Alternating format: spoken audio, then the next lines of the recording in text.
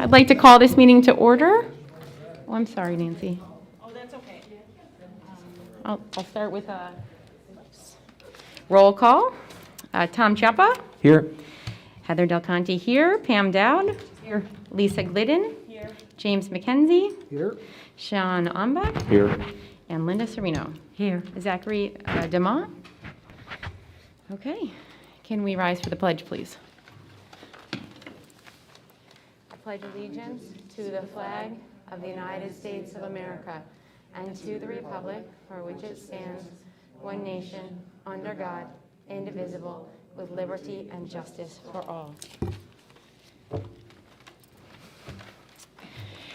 And at this moment, we'd like to have, I should ask people to stand again, a moment of silence for a few of our beloved employees who have passed. We have Christine Simbor, James Metcalf, and Patricia Sinowski.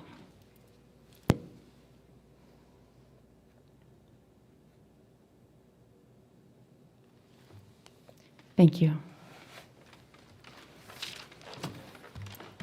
Okay, now for the floor to the public. Do we have anyone? Okay, thank you. Moving on. We have our code of conduct, which we reviewed last week. Has everyone had a chance to review the changes that have been made? Okay, can we have a motion to approve that? Yeah, I'll move it. Second? I could second it. Thank you. Any discussion? All those in favor? Aye. Okay, it's been approved, and thank you again to everyone who worked on that. We really appreciate that. All right, moving on to Superintendent's report. All right. Good evening, Board. Great to see everyone back. I think we'll start tonight by just sharing a little bit in terms of our reopening. So we now have all of our schools reopened. Everybody is back in place and doing really well. As pretty much everyone knows, we did have some concerns early on at the high school. Unfortunately, we had some altercations that occurred the first couple of days of school.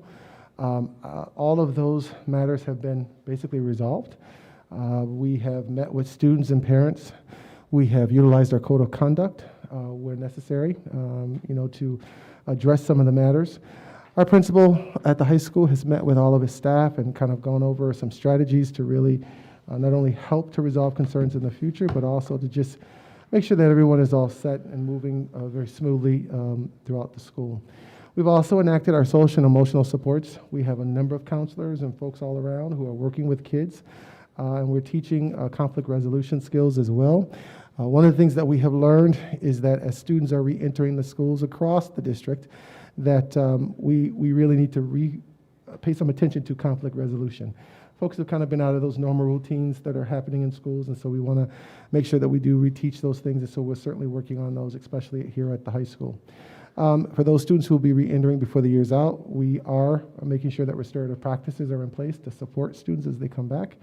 And then one of the big things that we're going to be doing a little bit different is some of our events, like our football games, because of some of the outcomes that came from the last game, but also just to make sure that everyone stays safe. We're going to be enacting some changes with respect to security. And one of the things we're going to be asking, especially for our parents from middle school down, is that they please come and accompany their children to the events. We had, unfortunately, a high number of younger children with no adult supervision. Kind of parents dropped them off. But we really want parents to come wherever possible with those kids to kind of be with them to make sure everybody stays safe. We have a hotline here at the high school that the principal will be working with the staff on as well and the students. So, if there's an issue that's happening or that's taking place in the schools, any altercation, any conflict, sometimes children feel comfortable going to a specific adult, right? And that's great. And we have a lot of adults around that we can do that with. But sometimes folks want to be anonymous. So we're going to ask our children, our staff, our parents, the community, you hear something, we want you to say something. So we'll ask our entire community to please use the hotline. Well, that information will be coming out before this week's out. And the goal is just another venue for people to share if there's some kind of conflict that they hear about, to be able to make sure that we can keep things safe, basically. So a number of things happening. I am very pleased to say that the staff are doing very well here. Our students are doing well. Things are kind of really heading in that very positive us we go way. I put it that way, basically. So just wanted to share where we were at the high school. Well, you have the code of conduct, so we've kind of already gone through that. The only other thing I just wanted to share about, just let you know, is the health and safety testing protocols. Across the region, we are still meeting and working with the health department and local health officials around testing protocols.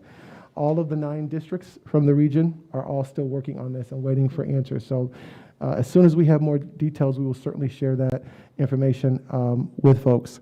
And also, board, one of the things that we are working through right now is staffing around the COVID-19 piece. We are, all the children are back. Last year we put into place, we had one of our nurses help us out. You all remember Mrs. Chamberlain. And Dr. Duffy has been helping quite a bit with the hotline, that whole area. But they had their hands full, I'll put it that way, last year. And now everybody is back, and there's almost double or triple the size of contact tracing and supports that are needed. So we may be coming back to talk with you all a little bit about staffing around that, because we certainly are experiencing some challenges. We know that we need clerical support, and we've got someone helping us out temporarily. We know that we may need one of our other nurses to help us out, to support us, just to make it through. The health department has also put some information out there to the district saying that they're gonna be hiring some additional staff. There's at least 6 people. My understanding is that they're gonna be hiring over the next couple of days. It's like the next 10 days that they'll have in place. And that's a great start. But those 6 people are gonna be responsible for contact tracing for all 9 districts in our county. That's, that's great, but I'm not sure that's going to do everything that we need. We've heard that we'll still have some responsibilities. So once we kind of see what they're doing and know for sure, we'll be back to talk with you all about next steps in terms of our needs. But we know that we're going to have some staffing needs. Okay. Any questions on that at all, board? Okay.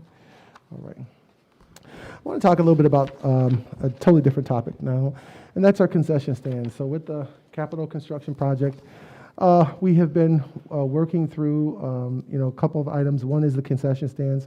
We've reopened them now for games and events.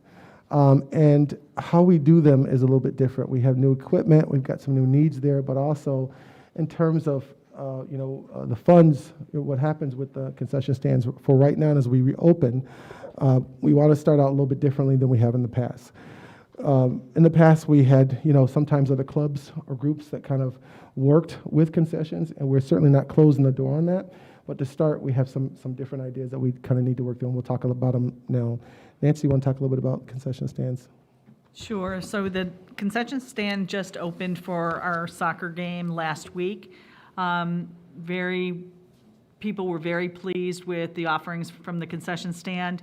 It's being run by the food service department. And it is because the food service department has been trained on that equipment. There is some specialized equipment in there. It's all brand new. We have cash registers which are programmed with the sales tax in there.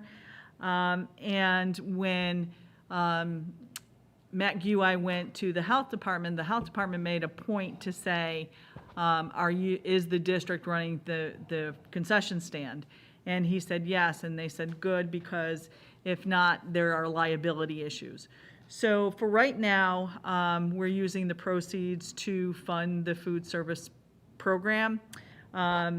It was a difficult year last year for food service because all of the students are eating for free. And the state and the federal reimbursements haven't caught up with that yet. So right now, that's what we're doing with the proceeds. We're still looking into other ways that perhaps we can partner with other groups. I know that Dr. Coven has reached out to legal, and we're still exploring other things. But for right now, concession stand proceeds are going to fund the food service program.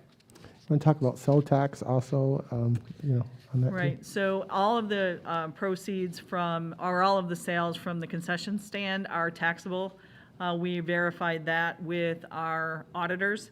So we have to remit sales tax returns on behalf of the district for those proceeds. So we wanted to make sure that we were doing everything appropriate when we opened up the concession stand. So this is a little bit different than what we kind of had in the past. I think we had a concession stand that, actually, we didn't even build that last stand, I think. Wasn't it built by one of our community groups, if I remember correctly? Yes. And so they kind of ran a lot of that. This time now, you know, it's a little bit different.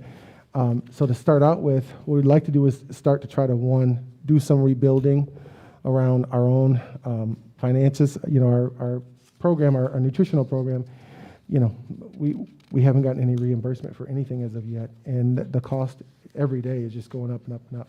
So we'd like to start by trying to get that built a little bit, stop the bleeding wherever we can, and then once we get more information from our legal folks and you know, look at also where we're at fiscally, then we start to think about, all right, is there any other way to partner with outside groups just to help mitigate some of the loss that's there, basically.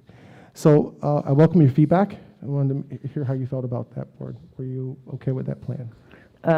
I love it. I think the district built the concession stand. We paid for it. Our employees should be in there. We should reap the benefits from it. Nancy's right. Our food service department has been trained on the equipment.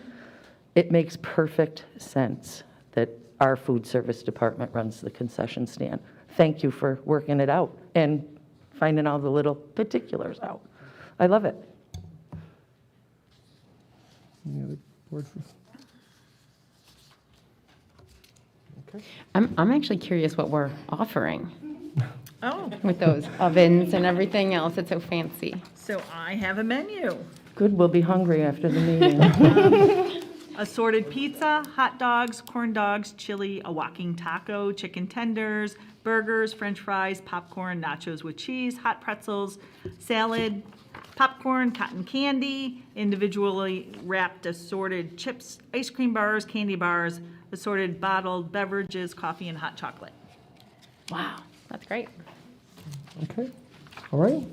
Can Okay, I board. say something? Yes, sir. With the please. complexity of the menu, because that is kind of complex for a high school stadium, I think it makes sense to have our workers work it instead of volunteers that don't know how to properly, especially like chicken tenders or burgers that could come out not as well cooked or what to temperature every time. So it actually makes sense to have trained staff run that instead of volunteers from a game-to-game basis.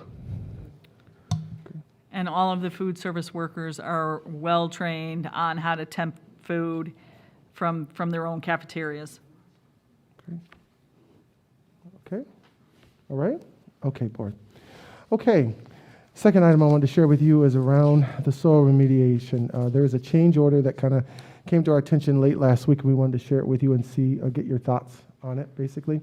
So, you know, the concern is that our original plan was that the area along Layton was not going to have fencing included in it originally. So we've had this soil project where we've had to go in and dig up, and things have changed, basically. The fencing was only priced for the side along Turrell and Hillside and Buck Boulevard. So we've had to do some things different. Now we have sod that's down. And the sod, you know, definitely needs to be down for at least 2 growing seasons without any disruption before we can have folks out and playing on it and doing whatever.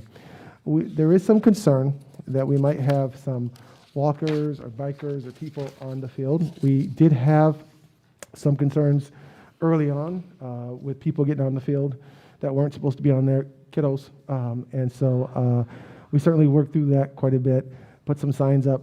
But, you know, this is beautiful grass out there now. It's looking really good.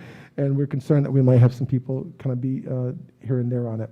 So because we noticed that, you know, okay, this was the original deal that was going to be done, we did request a quote from for the remaining fencing to see what that might look like if we wanted to try to get the remaining fencing area taken care of. The quote was over the 50,000 K threshold, and so we wanted to come and bring it to the whole board tonight.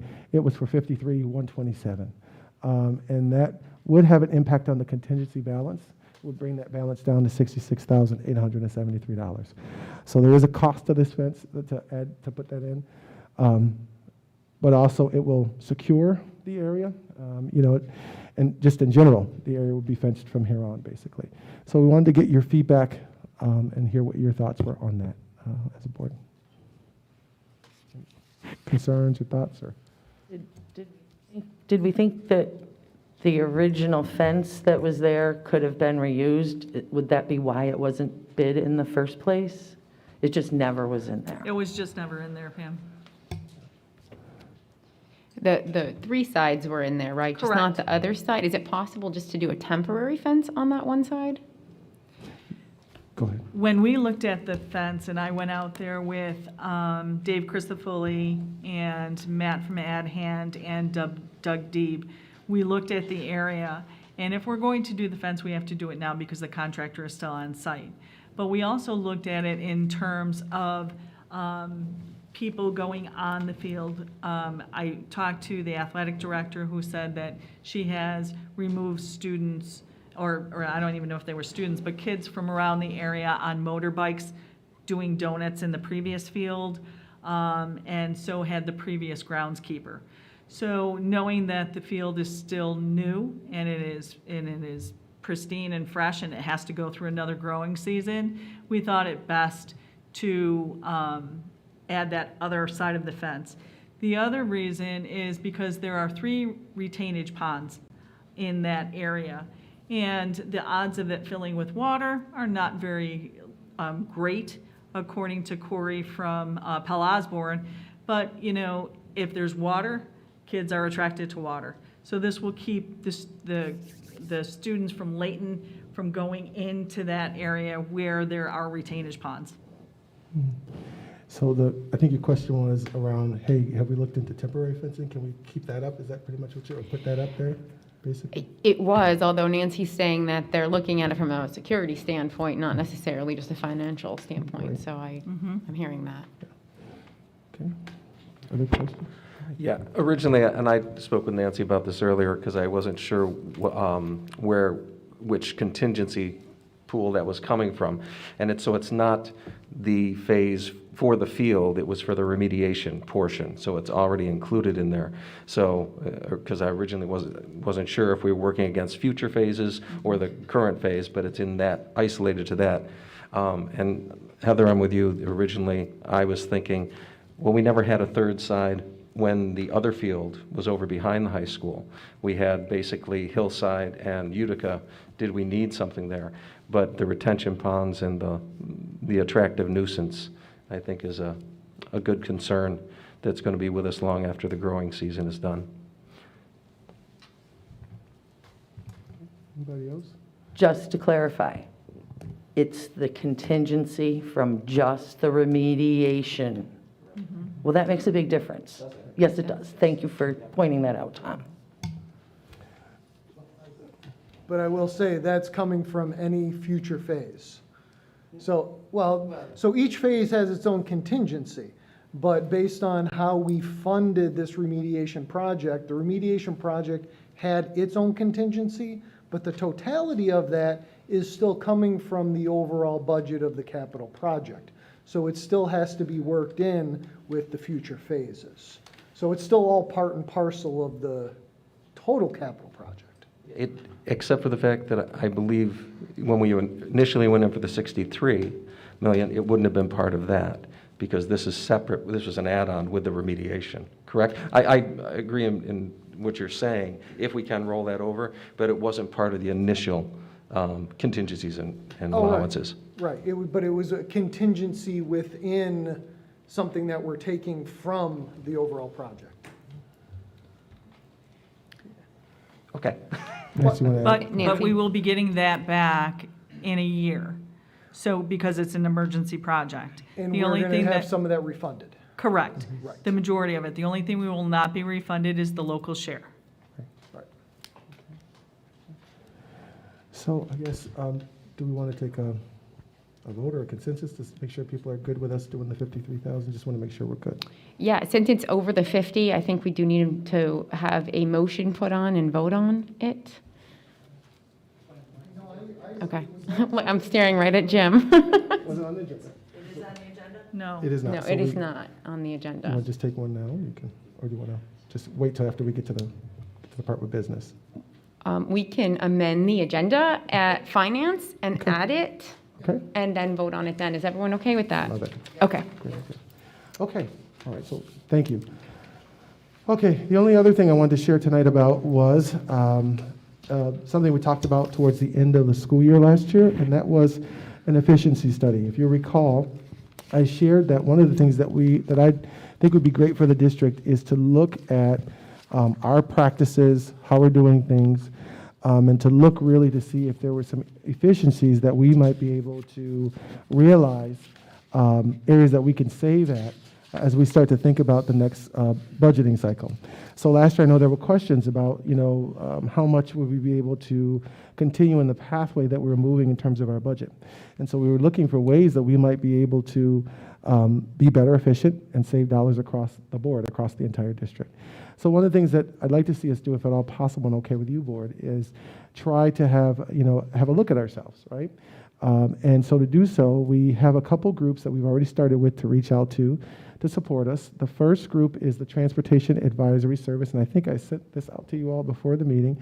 And they have a really great group, well known for looking at transportation, looking at our routing, looking at the materials, the supplies that we use, how do we spend mileage, making sure that we're getting the maximum amount of aid off of transportation aid. So there's a number of things that they'll look at to help us to see if we can do things better, or should we, if there are things we're doing well, to continue on those pathways. So that first group is called Transportation Advisory Services, and they are able to be aided. Nancy, you want to talk a little bit about the aid process for them, which is why we brought it up tonight? So for transportation, that if the board approves the Transportation Advisory Service Efficiency Study, which is on the board tonight, I have to send that into State Ed. State Ed then says, yes, we will aid that project. So right now, our transportation aid is 69%.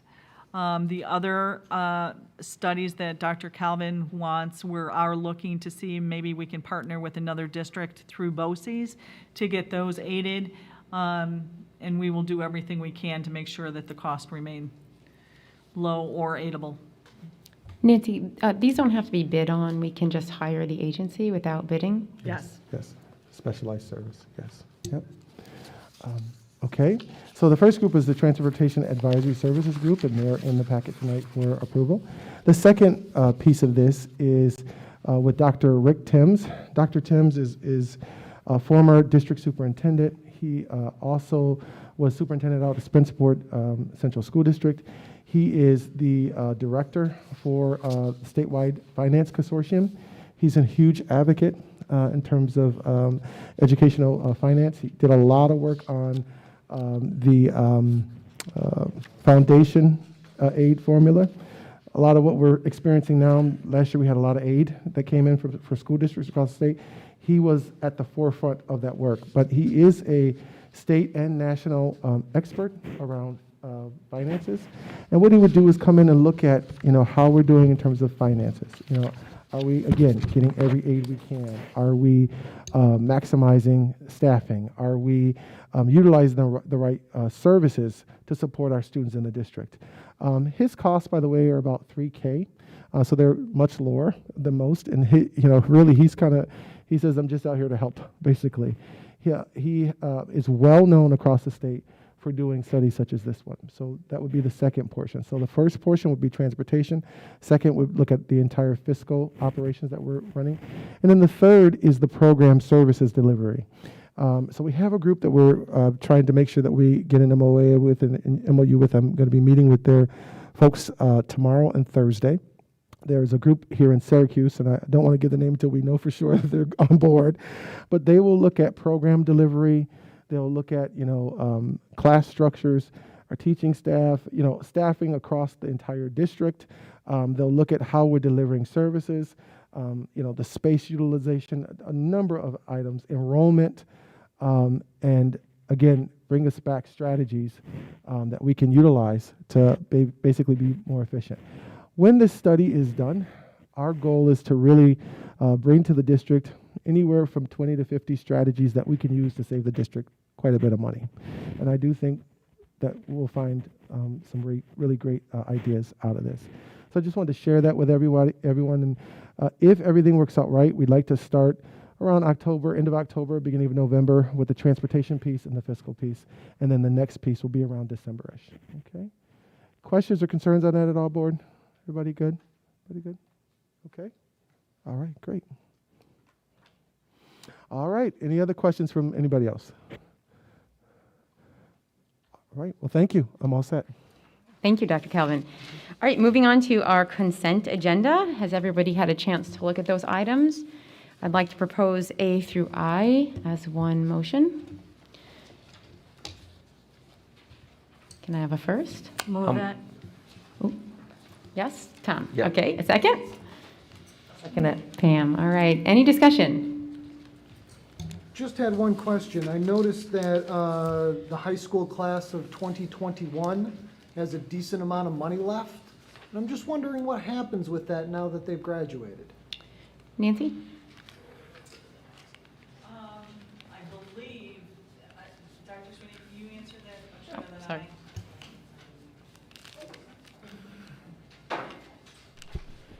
Usually before the end of a class year, the class would make any decisions about donations.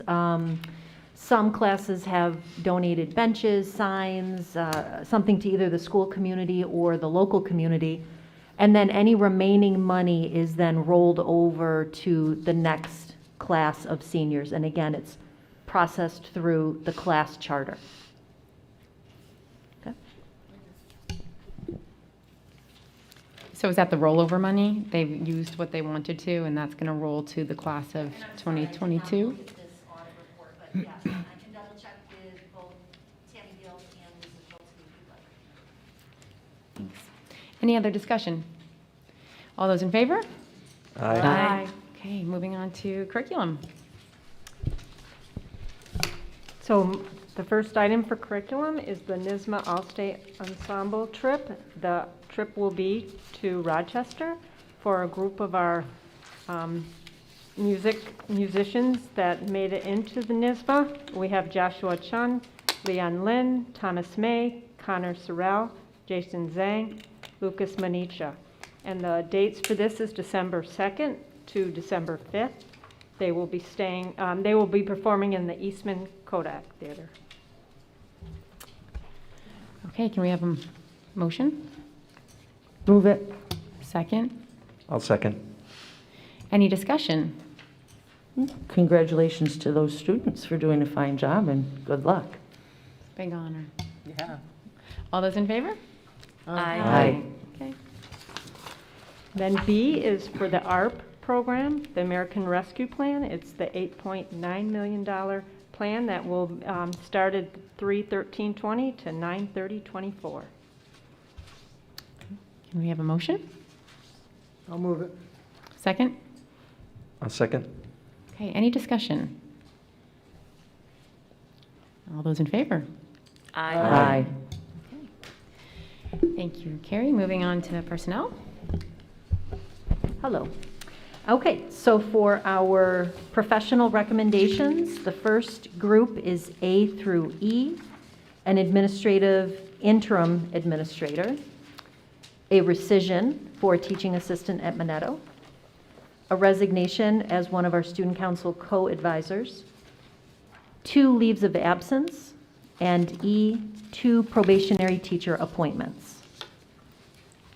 Can we have a motion? Move it. Second? I'll second. Any discussion? I'm just curious, who will be covering Deborah Kasmer's phys ed classes? They did secure a substitute. It is just for those 5 days, 9:15 to 9:20. Perfect, thank you. All those in favor? Aye. F, we'll pull that one and do that separately. Probationary TAs, 3 as presented. Okay, can we have a motion? I'll make the motion. Second? I'll second it. Okay, any discussion? All right, all those in favor? Aye. I'm abstaining. Okay. Okay. And then our next batch will be items G through P. An assortment of, we have a regular substitute appointment as a teaching assistant, but then a large batch of various extra compensatory recommendations. Okay, can I have a motion? Move it. Second? I'll second. Any discussion? All those in favor? Aye. Opposed? Okay. Motion carries. And then our last grouping, Q through S, for our support staff recommendations, a leave of absence, 2 probationary appointments, and then our, and then we've got 2 temporary part-time folks who are joining us, and then our substitute and temporary employees. So that's actually Q through T. Okay, can I have a motion? I'll make the motion. Second? Second. Any discussion? All those in favor? Aye. Opposed? Motion carries. Moving on to finance. Can I amend the agenda to include the contingency utilization for fencing of $53,000, $127, geez, $53,127. Okay, motion has been made. Can we have a second for this I'll amendment? second it. Any discussion on the amendment? All those in favor? Aye. So the first one is for the board to approve the change order for the fencing for the soil remediation project as presented. Can I have a motion, please? Move it. Second? I'll second it. Any discussion? All those in favor? Aye. Opposed? Motion passes. The next one is for the board to approve a budget amendment, which is revenue neutral for the addition of CARES and VEERS funding, which has rolled from last year to this year, in the amount of $294,649.19. Can I have a motion, please? I'll move it. Second? Second. Any discussion? All those in favor? Aye. Opposed? Motion carries.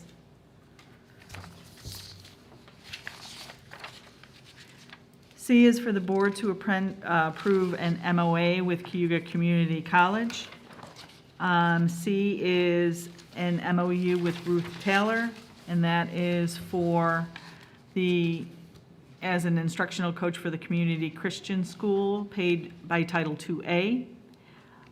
E is an MOU with Bridget Jarrett. Just, Nancy, it's D for us, is it? Well, I'm taking Oh, A as the amendment. You're shifting them all. Yeah, I had to okay. shift. Okay. Just because we're lumping them, I want to be sure Oh, that, okay. that it applies, yeah. Okay.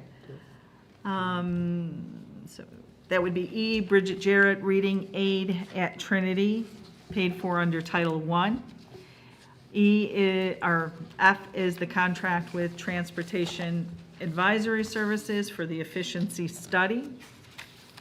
G is a contract with Auctions International, and that is so that we can auction our buses and other excess material. H is for an agreement with Rachel's Challenge, and that is for SEL services for the high school. And I is for Farnham Services. And J is for revised corrective action plans, which had to have implementation dates added to them. And they have to be reapproved. So that would be B through J. Just a point of order, I'm going to ask Jim. So we amended the agenda, but we didn't amend all of the letters. So I'm just saying we kind of started it with just a one without a letter. And I just want to make sure in our minutes that it coincides with our agenda. I think that the fact each individual thing was read out by title Okay. I think we're good. If We'll be we would okay. have just said letter by letter, that would Okay. maybe be something, but the fact that each individual heading was read out, that's. Should be okay. All right, thank you. All right, a motion then for all of those titles. I'll move it. Okay, a second? I'll second. Any discussion? All those in favor? Aye. Opposed? They carry. Okay, I guess there isn't a student representative here. Dr. Calvin, have you been in contact with Mr. Demott to know that? That's the student representative? Yes, Yes. yeah. Just before the meeting started, I did get a text from Karen, who said that he could not come this evening. Apparently, there was another competition that he's in. Okay. And he couldn't come, so he. I know he he's sent really a text. busy. Yes. Okay, all right, thank you. All right, items from the board. Lisa? So I had 2 items. I'm completely blanking on the second one right now, but the first one was, I don't know if I'd shared with you earlier today some concerns that there's about the students not in the middle school and the high school not being able to use, I remember the second thing, not being able to use their lockers. So there's a petition that's going to be coming if you haven't already seen it. And so I just wanted to make sure that we talked about that at the meeting today too, and not just so I did email you the text of it today. Yes. Okay, thank you, yes. I'm sorry, I meant to share that in my first slide, my apologies. I did reach out to the person who actually authored or started the petition. And I was able to share with that particular individual a couple things. So as we opened the year, we said to folks, we're gonna open first without the lockers. We were concerned about people gathering in the hallways and whatever else have you. And then after we got started, we would evaluate that practice and kind of go from there, basically. I did speak with Mary Beth. I spoke with Ryan, and some of our other folks, and also my colleagues about it. And we feel that we're good, that we can start on Monday with folks moving forward with using their lockers. So the principals will be reaching out tomorrow in letter writing to all of the parents, but also will be letting students know that as well. And I did share with the person who started the petition. I did call that individual and shared with her that we'd be doing that. She thanked me very much. And I did also share that, if people have questions or concerns, you don't have to write a petition. You can just call me and let me know what's going on, and we can work through whatever the question or the concern is, right? Or call the principal, whomever is as closest to the issue, so that we can get things resolved as quickly as possible. And I think we should be all set. I believe that individual is putting something back out to their people as well, who are all on the Facebook page, my understanding is. So I Okay, think we should great. be all set. Yeah, thank you for your responsiveness. And actually, I will just say, as a political scientist, I think the act of going through the petition and having the community work together has its benefits too. So, but I get it was never adversarial either from, the text that I had read. So my second thing was, I know at least at the middle school, there was a huge turnout for the first session of intramurals, which is volleyball. And it initially was, the intramurals were going to be Tuesday, Thursday. And turnout was so great that they actually had to break up the students into 2 groups so that half the alphabet's going Tuesday, the other half is going Thursday. So I just wanted to put out there that, I think it's fantastic that we have such turnout for this and such interest. So if it would be possible, if the coaches were available or space is available to expand the number of, I'm assuming it would have to be days because we're probably space limited, but. Yeah. So I think, yes, we can check with the principal and see what the interest is, and then at our next meeting, we'll come back with either new information or possibly new people to recommend.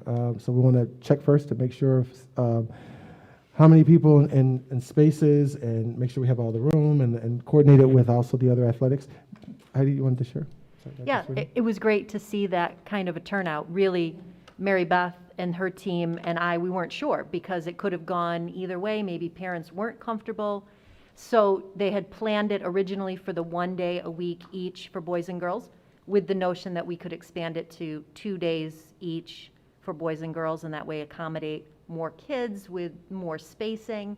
I usually work with our friend Nancy on the budgeting and make sure that there's enough in the line to cover the days that we can run intramurals. So that's exciting to hear. So I think to be continued, we'll be back at the next meeting with more information on it. Okay, does that help? Oh, yeah, that's great, thank you. Thank you. That's really exciting, though. That's nice to hear. Yeah. Anyone else? Items on the board? Pam? I always have something. I noticed on our calendar, on our website, there are many open houses scheduled for the school buildings. Are they planning to be in person? At this time, yes, they're all planned to be in person. And we are certainly also going to do everything we can to keep everybody safe. But yes, they are planned to be in person at this time. And yes. do you plan to attend? Oh, absolutely. We all plan to be around. I was hoping that was the answer. So, 2 weeks in, everyone getting back to routines, learning new routines. Sure, it's been a little rough, a little bumpy for some. I just encourage everyone to hang in there. Things will get better. And, thank you for our support staff, for our teachers, for our admins, for our parents and our students. Thanks for all that you do to try to get us back to what we've been accustomed to. And I think getting the lockers back for the kids gets them a little bit closer to what they were used to. I'm not going to use that N word, but thank you. Linda, you're all set? Okay. Anyone else? Tom? No? Okay. I'd just like to thank Mr. Lanigan, Principal Lanigan, and anyone else who tried to problem solve the traffic issue. The traffic around the high school has forever been an issue and a point of real danger, really, forever and ever and ever. And I don't think it's possible to get it perfect because of our limited spacing, but I do feel like we have a flow of traffic that is at least safer and things are moving a little smoother. And I do appreciate the effort that was put into that work. So, okay, with nothing else, we do need to go into an executive session for 3 reasons. One would be the performance of a particular person, matters of security, and negotiations. Can I have a motion for that? Second? I'll second it. Okay. Any discussion? One more matter, also matters of litigation too, I apologize. Oh, matters of litigation as well. Do you hold your motion? Yes? Okay, second, yes. All those in favor? Aye. Aye. Opposed? Okay. And I don't believe there's any action afterwards, so thank you, everyone who came tonight, and good night.